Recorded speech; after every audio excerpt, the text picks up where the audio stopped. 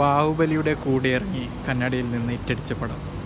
അധികമാരും ശ്രദ്ധിക്കാതെ പോയ നമ്മൾ മലയാളികൾക്കിടയിൽ അത്ര ഫേമസ് അല്ലാത്ത ഒരു കന്നഡ ചിത്രം രംഗിത്തരംഗം.